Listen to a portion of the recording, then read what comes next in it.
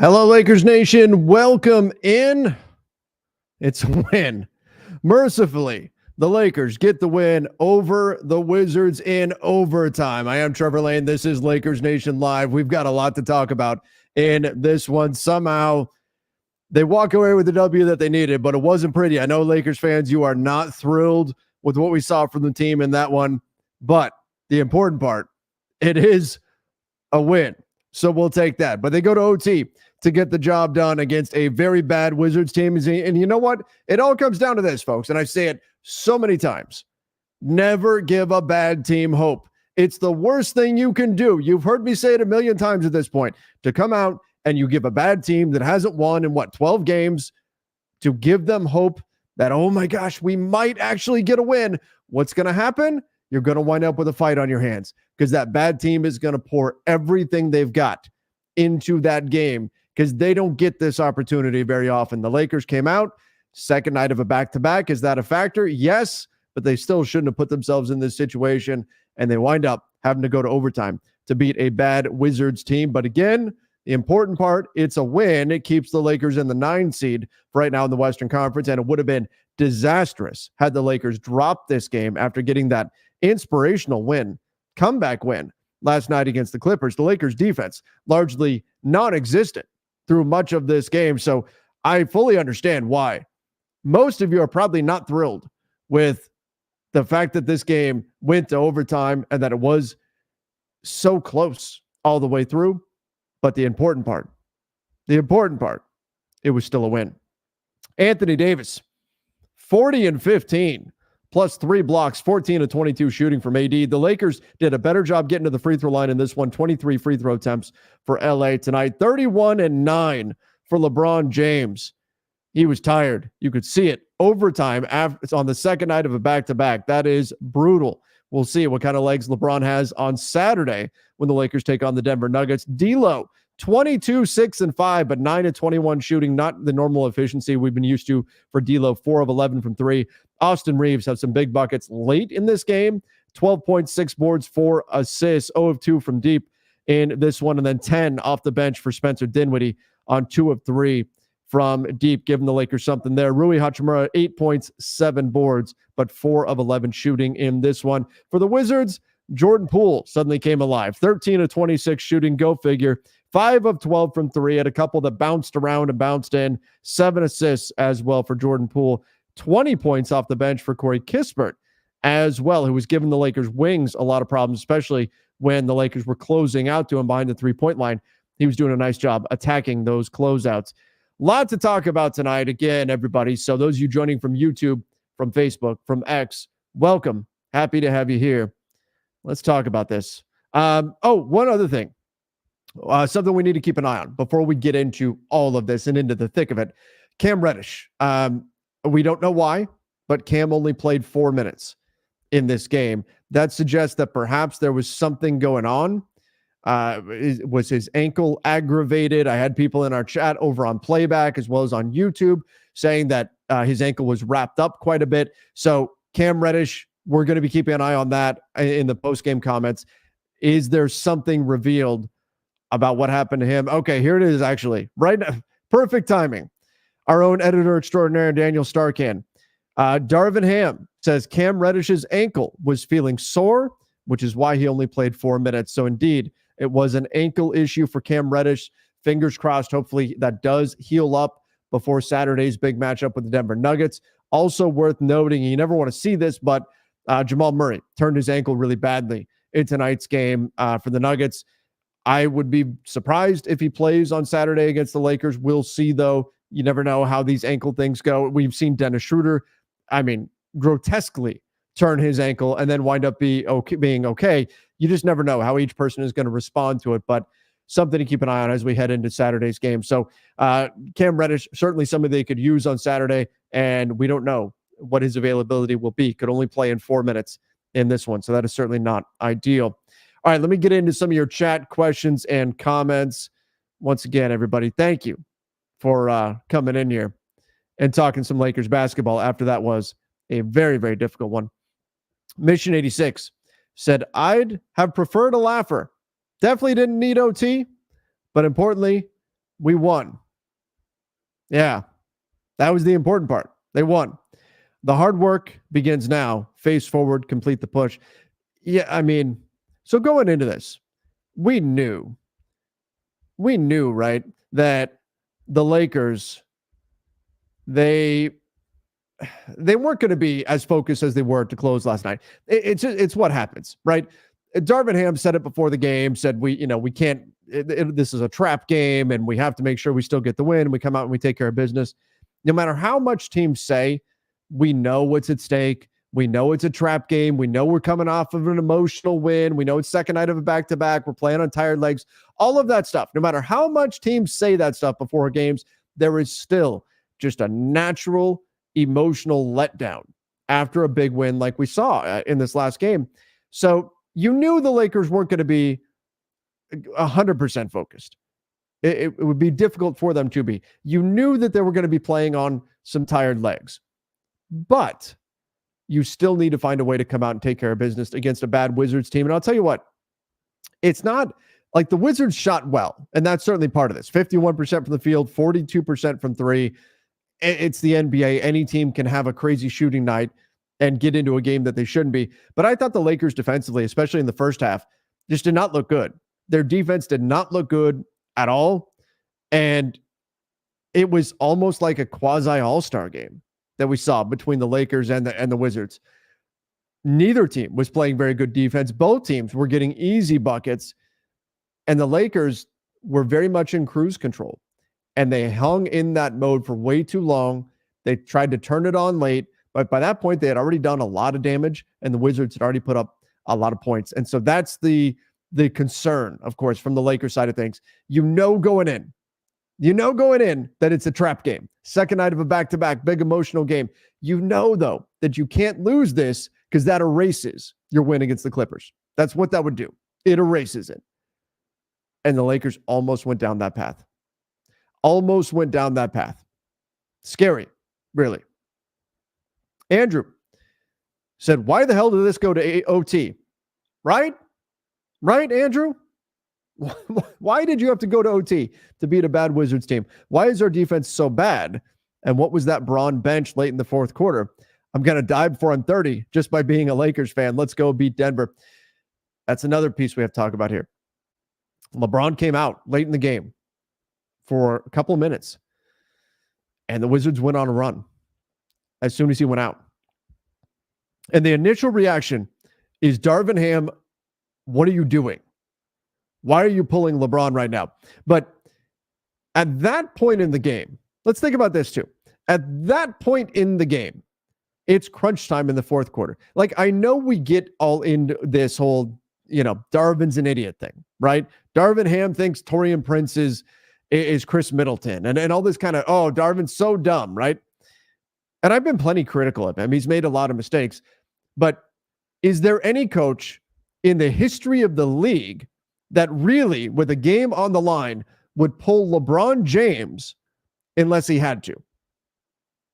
Is there any coach ever that would do that? Because I'd have to think the answer is no.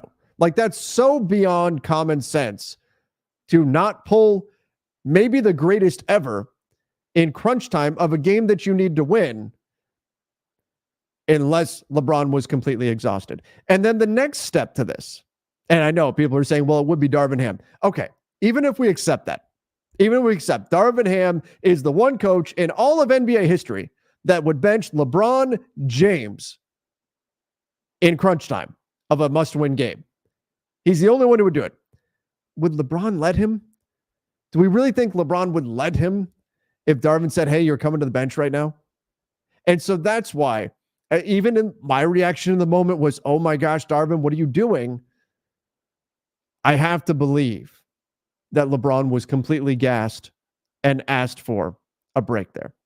That's what I have to believe, because even if we say Darvin is the one coach in all of NBA history that would have done this, there's no way LeBron would have let him. There's no way, unless he needed that break. And he did look exhausted on the bench. Trey said, this has got to be the dumbest team in the league. Man, you actually have to try to play as bad as the Lakers did tonight. Darvin needs to be fired. Well, you know what we said? Man, we said coming into this game, especially when things looked really bad against the Clippers last night, we were talking about, Darvin makes it to the summer. We're pretty sure.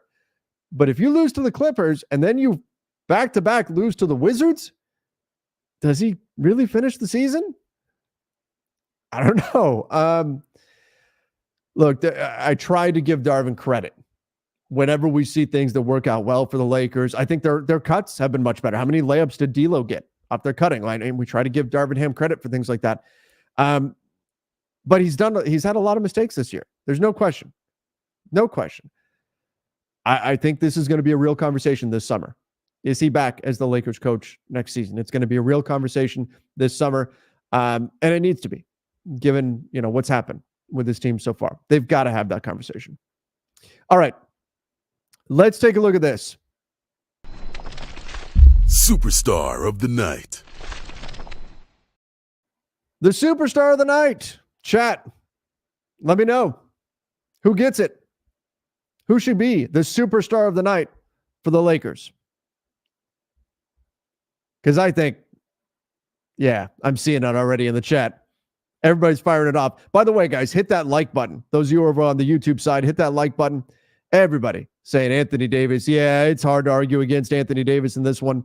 AD, 40 points, 15 boards, 4 assists, 1 steal, 3 blocks, 14 of 22 shooting, 12 of 13 at the free throw line. Thank goodness. Lakers finally getting back to the free throw line. AD, monstrous performance. Really great to see. And he is clearly the superstar of the night. He was fantastic in this one. It's tragic that the Lakers had to resort to overtime when you got this performance out of Anthony Davis.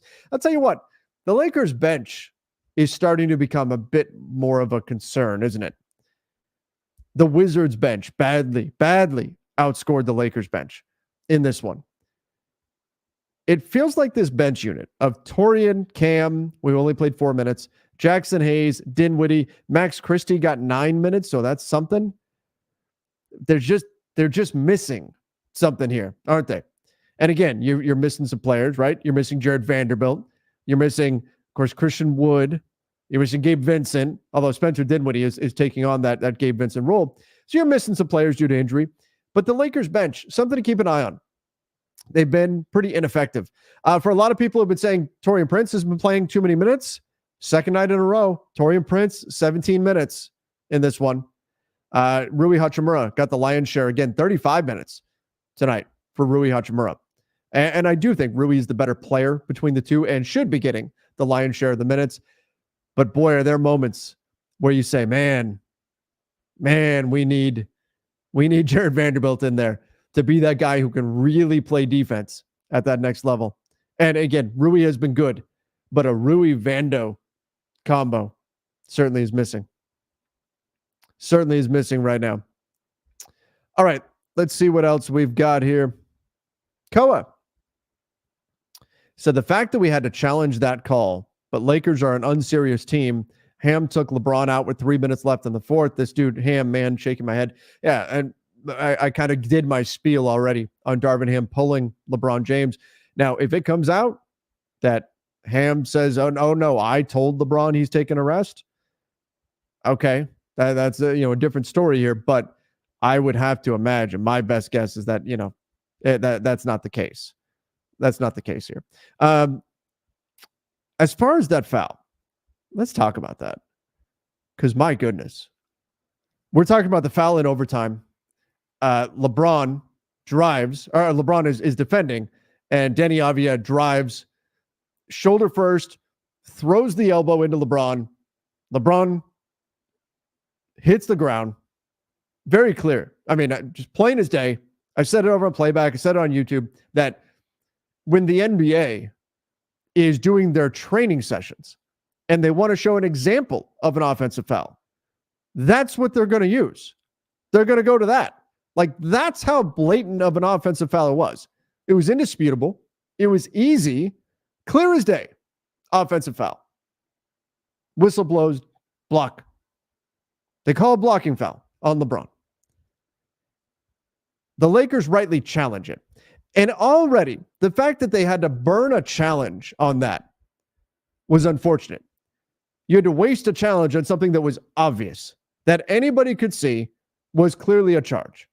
There's no debate, no reason to even question it. It was obvious. And the Lakers had to waste their challenge on that. Now, fortunately, that didn't cost them the game. No, it didn't come out that like later they needed that challenge or something. They burned their challenge. And then the referees take an eternity talking, going to the headphones, talking to people in New Jersey, huddling up, talking amongst themselves, back to the headphones.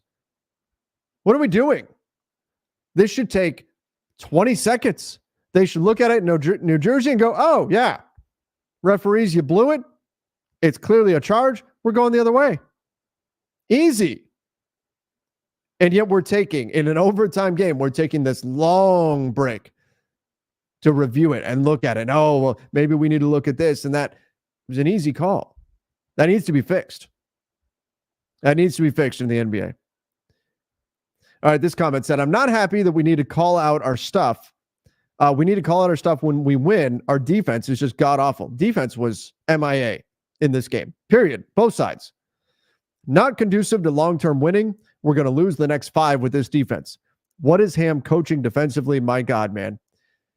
I think part of it was the Lakers were playing on tired legs. That's part of it. Is that an excuse? No, because it still shouldn't be this bad. But it's part of it.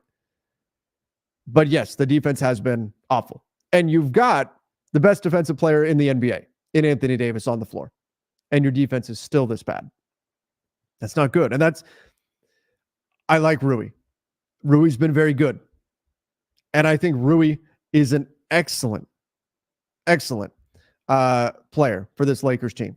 And I think we're going to be glad that he's on the contract that he's on, despite all those teams out there that were saying, oh, you're going to have to give us something to take on Rui's contract. Get out of here. I think Rui's going to be a value on his contract. I will say, though, that a defense first, second, third, fourth, like everything about Jared Vanderbilt is defense, right? Like offense is this distant thought. It's kind of what makes the D'Lo-Reeves partnership work, because he can cover up some of their defensive issues and then he helps you out on the glass. There's moments where, and again, I like Rui a lot, and I think he should be getting the minutes that he's getting. There's moments, though, where you can see where having a true defensive ace out there with AR, with D'Lo, would be beneficial.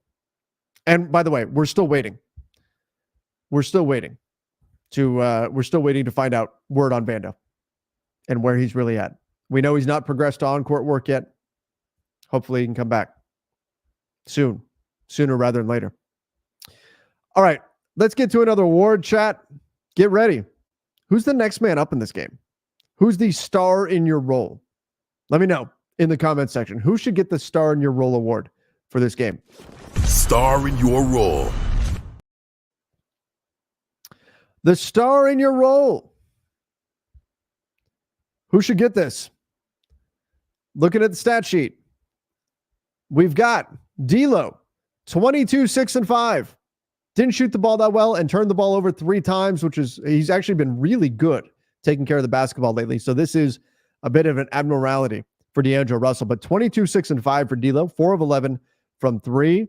You've got 12, 6, and 4 from Austin. 1 turnover, had a block, made some big plays late, 6 of 11 shooting, had a really nice defensive possession on Jordan Poole late. 10 points for Spencer Dinwiddie, 3 assists. I don't know that there's really anybody. Rui was 4 of 11. And that's part of why this game was so difficult, was aside from LeBron and AD, who else had a really above average game? I don't think anybody really had a particularly above average game. So this one, somebody kind of is going to fall into the end zone and get the star in your role award for tonight.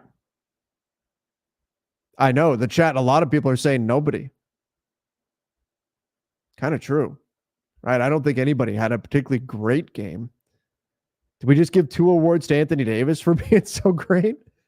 I mean, look, Austin Reeves made some nice shots late, got the bucket to tie the game late, had the big defensive possession. It's either D'Lo or Austin. Flip a coin. Who do you want?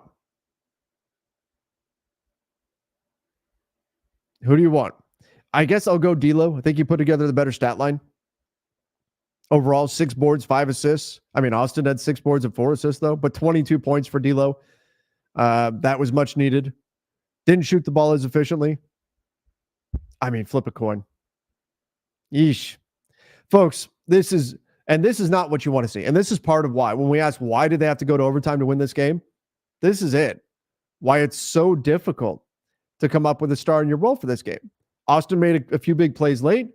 D'Lo had a few big moments in the earlier going. But other than that, did anybody have a particularly excellent game? No, not really. Nobody was great. Nobody really stepped up in this game in any kind of way. That's unfortunate. And that's part of why. That's part of why the Wizards bench had such a big advantage in this one. Yikes. All right. Your boy Rich said AD's teammates' lack of defense is going to cost him Defensive Player of the Year. Now, I agree with that. I think that's ultimately what's going to happen.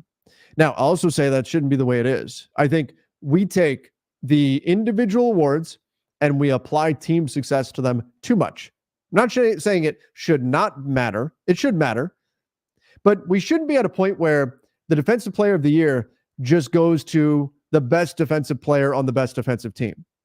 Because that's not often the best defensive player in the NBA. Just like the MVP shouldn't go to the best player on the best team, right? And I know people will say, well, but you need to affect winning and all that. That's fair. But basketball is a team sport. It's a team sport. As much as it's driven by stars, as important as stars are, it's a team sport.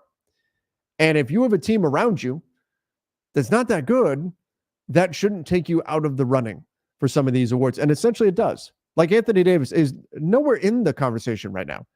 When you look at the betting odds, he's like 6th, maybe 7th, something like that. He's behind guys like Bam Adebayo to win Defensive Player of the Year. It should not be the case.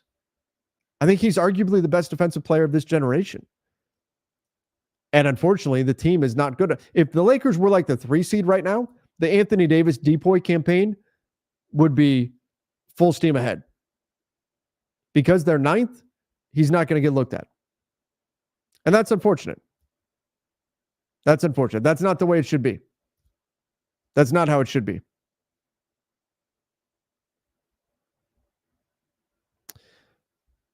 All right, Avant Traders. Game and a half back from 8th, 2 games back from 7th. Mavs and Kings, both heavy underdogs tomorrow. We can move within 1 game of 7th if we can beat Denver and they both lose tomorrow. That would be fantastic. That would be fantastic. Right now, you're right. The Lakers currently in the standings, they're sitting in the 9 seed, 10 games back of first, but the Sacramento Kings are 8.5 games back. So the Lakers 1.5 games behind the Kings right now, and they're 2 games behind the Mavs. Here's what we need. We need Sacramento and Dallas to start losing more games. Lose these games. You look at the last 10. That's part of the problem right now. You look at the last 10 games, and you've got the Mavs are 8-2 in their last 10. Hard to catch a team that's winning at an 80% clip. Fortunately, the Kings are 4-6. Keep doing that, Sacramento. The Lakers are 7-3 in their last 10. You'll take that. But when everybody around you is winning, it's hard to make up any ground. So we need these other teams in the West to start falling off and losing some games. And then maybe you can get yourself in the mix. Remember, the important thing here, the important thing is that if you can move into the 7 or 8 seed, I'm not expecting the Lakers to move up to 6. It's not impossible, but I'm not expecting it to happen.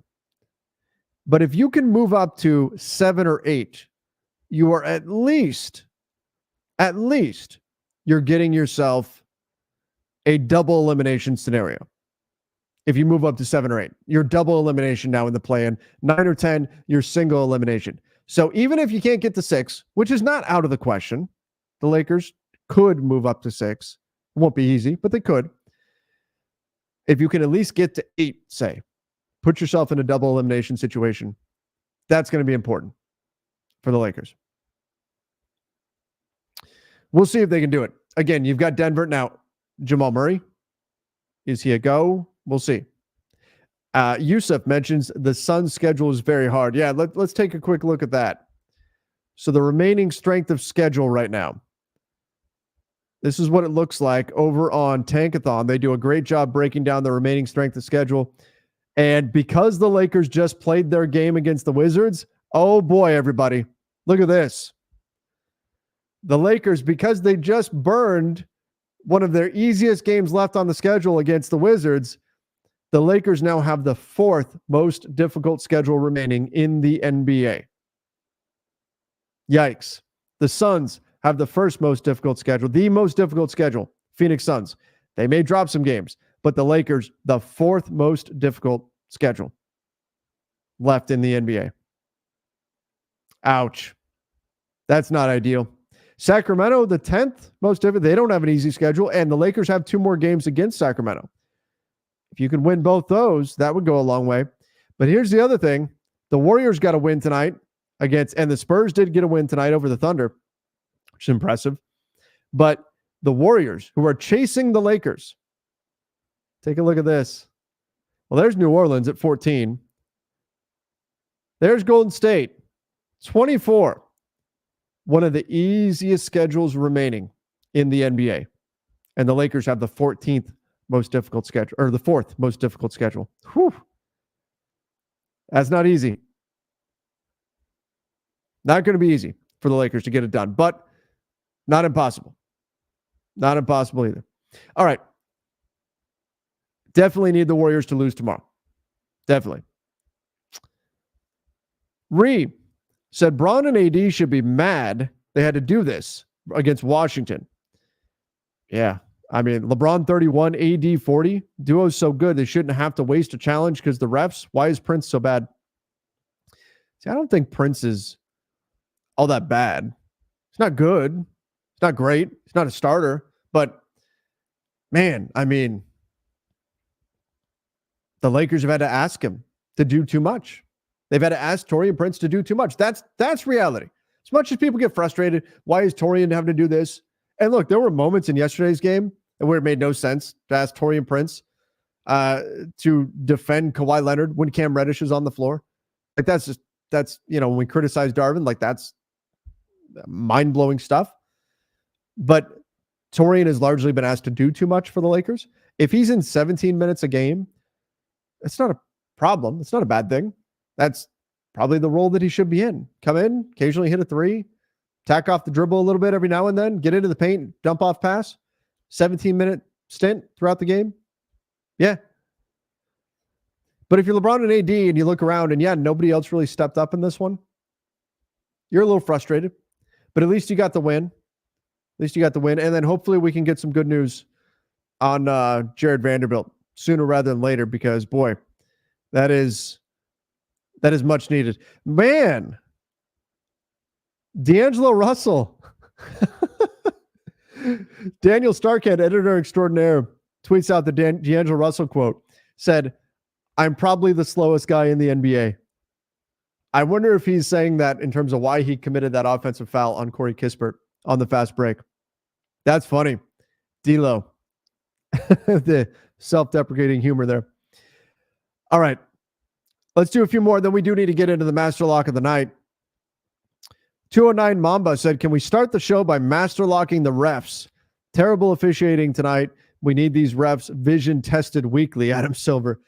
You're not wrong. And I think that is a pretty good preview of where the master lock is going to go. Look, it should not have mattered. It should not. The Lakers should have taken care of business. The Lakers should not have put themselves in the position they were in this game. They should not have had to go to overtime to beat the Wizards. No question. There's no denying that. But the refs were bad in this game. The refs were bad. There's no denying that either. The refs were bad. It's the Lakers' fault why they were in this position. But this was a poorly officiated game. This was not a well officiated game. It was not. It was bad. All right, we're going to get into our master lock in just a moment, but let's get to one more of these comments first. Ace of Hearts So the way AD was ignored offensively in the fourth and OT is criminal. Also Jamal Murray. So I need to go back and look and see, was AD really ignored, or was this more a lot of other things were going on? Were the Wizards doing some things to try to keep AD from being an option? I mean, he scored 40 points. So I would like to see AD get the ball a little bit more in the fourth. There was the one play, Austin had the little drop-off pass to AD, and AD bounced the ball off his foot and out of bounds. So we also had Max Christie ran pick and roll with AD, hit him, and AD got the dunk. So I don't think AD was necessarily ignored in this game. I mean, again, he put up 40 points. But can you say the ball should go through AD more, especially on a night when LeBron's tired, second night of a back-to-back? Sure, you could. All right, folks. We are going to get into our master lock of the night for just a moment. But first, let me bring in my guy, Mark Gunnels. Mark, how you doing? Hey, what's up, man? We survived, Mark. My legacy was on the line tonight because I guaranteed last night, remember? You did. You guaranteed it. I was worried for you. I was nervous for you. How did you feel when they went to overtime? Was your life flashing before your eyes, or how was that? Well, overtime, I actually felt pretty good because I was scared that Jordan Poole was going to hit that game winner at the end of the fourth because he was making everything, it seemed like. So I was very thankful to get an extra 5 minutes. I don't blame you. It was a scary possession there. I was worried Jordan Poole was going to like bank something in or something again, but thank goodness. The Lakers survived it and you survived it. You guaranteed they were getting that win. And for a bit there. The comment section would have been on my head tonight. Oh yeah, they would have been all over you for that one, for sure. We do need to talk about our sponsor for this show, and that's Sleeper. Before we get into our picks, though, just to remind everybody, the Magic Johnson jersey you see on the screen right now, signed Magic Johnson jersey, you can win it. All you have to do is use the link in the description, use our code LakersNation with Sleeper, sign up, make a deposit, and you are automatically entered to win that Magic Johnson jersey. Signed Magic Johnson jersey. Again, all you got to do, use our link in the description below, use the code LakersNation, make a deposit on Sleeper, and you are entered to win that Magic Johnson jersey. All right, Mark, let's do it. Let's get into our picks for the night, and then we'll get into the master lock right after that. Sleeper, great sponsor for the show. You guys can download the Sleeper app. Use the QR code that you see on the screen. Just scan that, and you can play right along with us. Let's take a look at this, Mark. Again, use that code LakersNation. You get a $500 deposit match with that as well. We'll make a couple of picks here, and this one will be easy. Luka over 0.5 point. There we go. We get a freebie. That's a freebie for us there. Let's go with, let's take a look. Let's go future Laker Donovan Mitchell. 35.5 points, rebounds, and assists. He's only done it once in the last 4. And he's taken on the Detroit Pistons. Potential blowout game there. What do you think on that one? I got to go less, just because of the blowout factor, especially the Pistons. We know how bad they are. So I could see the Cavs getting on them early, and he doesn't even probably play in the fourth quarter. So, all right, blowout factor coming into play. We're going to go less than 35.5 points, rebounds, and assists on Donovan Mitchell. And then let's go with, let's see here. Who do we like? Oh, this should be a good game. Karl Anthony Towns against Sacramento. And let's stick with 7.5 rebounds. He has cleared that in all 4 of his last 4 games. 7.5 rebounds for Towns against Sacramento, a team that likes to get up and down. I'll admit I like that one. I like the more side on that. Yeah, I do too. I mean, because I think especially you have extra possessions in that game. Like you mentioned, the Kings like to play at a fast pace, and he's been clearing that number in his last 4 games. So, yeah, I love that. I love it a lot. All right. So we'll go Karl Anthony Towns. We'll go more on that one. Did I just lose it? Oh, there it is. There you go.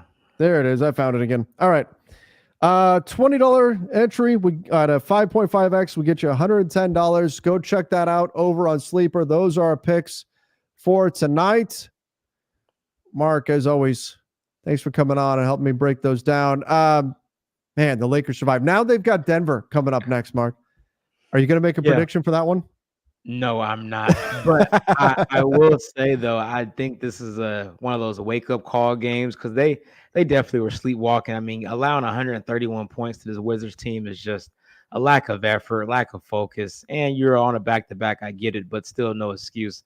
But I do think with the day off tomorrow and the magnitude of the game on Saturday, it's going to be a huge game, nationally televised against the defending champs. I do think even if they don't win, I do expect them to have a much better effort. I should hope so, because if they don't, it's going to be bad, especially because, look, Jamal Murray, I think he's probably going to be out. I hope he can play. I never want to see players hurt, regardless of what team they play for. I always want to see players healthy. But I think there's a decent chance he's going to be out based on that ankle sprain.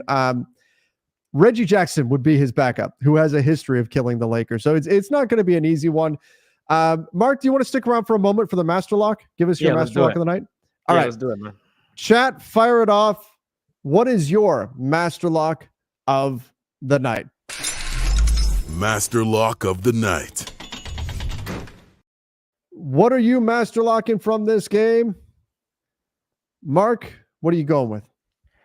Man, it's a couple of good options here, but I feel like I have to just go with Jordan Poole. Like, all right, you just decide to have your best game of the season tonight when you've been a meme, all year long. People making funny highlight tapes of you.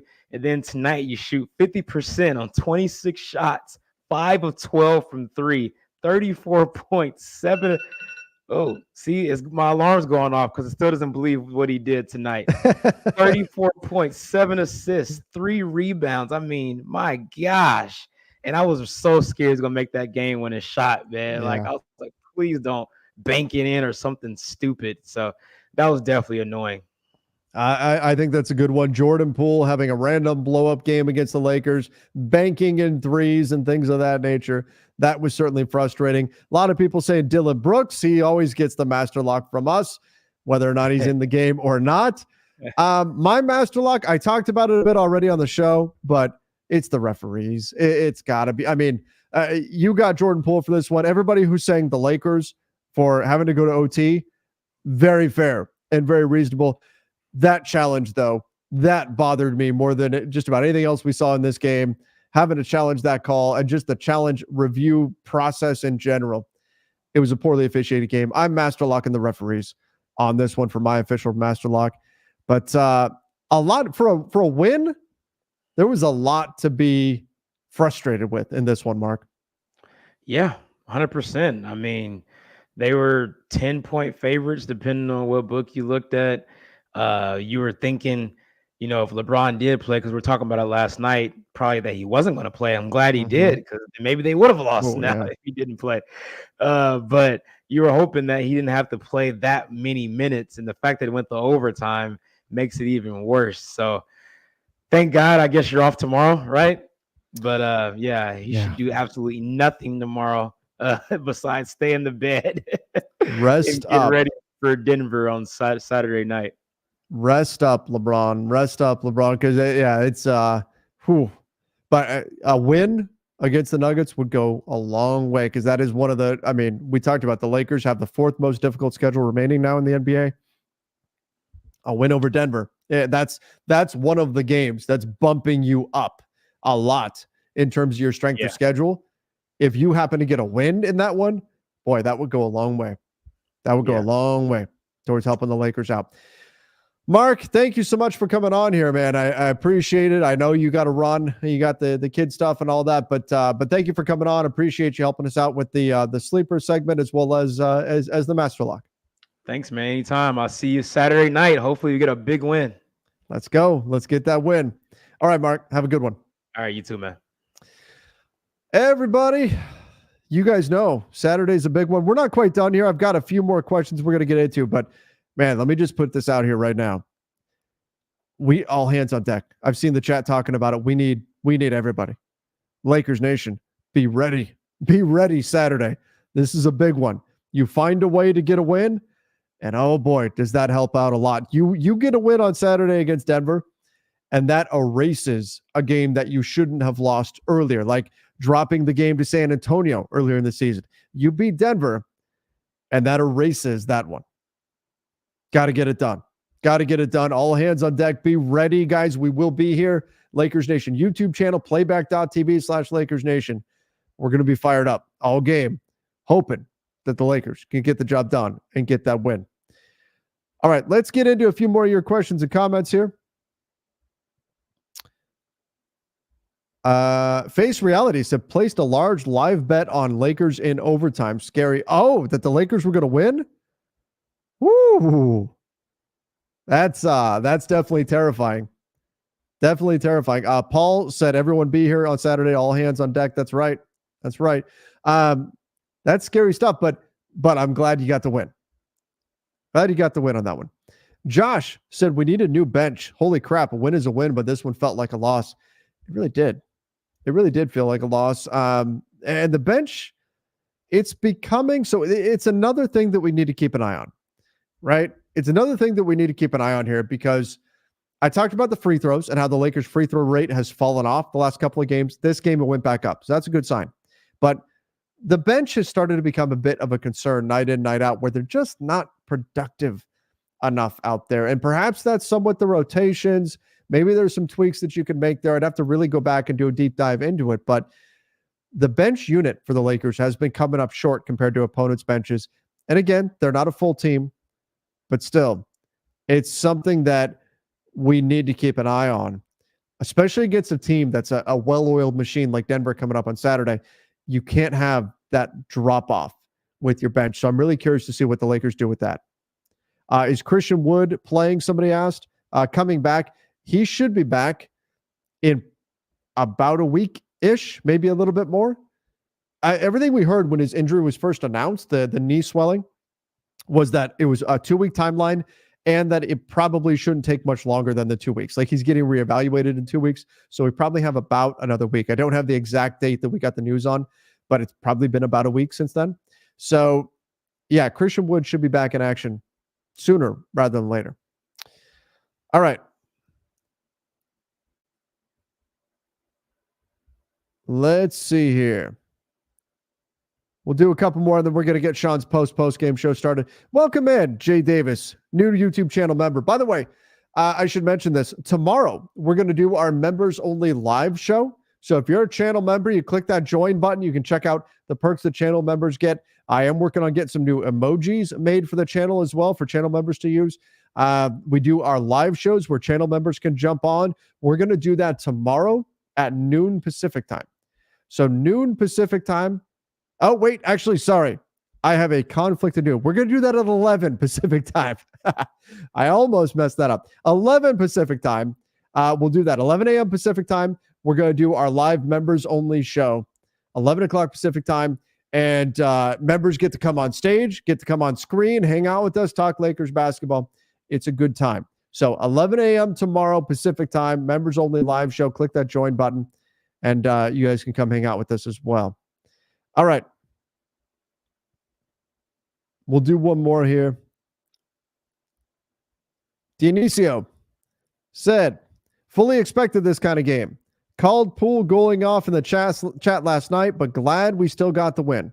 Can't keep emphasizing the defense and the offensive rebounds. Yeah, the defense has got to be much better.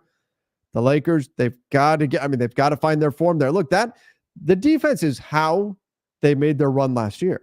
They became an elite defensive team. And part of that, of course, is Jared Vanderbilt. Boy, do the Lakers need him back. But they became an elite defensive team last year, and that's what allowed them to go on the run that they did late in the season and then into the playoffs.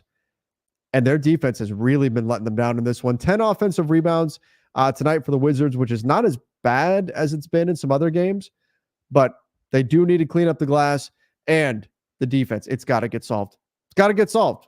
They have to find a solution to their defensive problems. The Nuggets are going to shred them on Saturday unless they come up with some defensive solutions. So we'll see what Darvin Ham and the coaching staff can cook up. All right, everybody. Thank you guys for joining. I do appreciate you coming in. Sean Davis's post-game show is going to start up in just a moment. So make sure you guys jump into that. He's going to break down some of the X's and O's and everything behind this game. He's also going to do an in-depth preview of Saturday's game against the Denver Nuggets. Once again, everybody, I appreciate you guys. You're fantastic. Thank you for coming in. We survived overtime somehow, some way against the Wizards, but at least the Lakers got it done. Thanks again, everybody. Till next time. See ya and stay safe.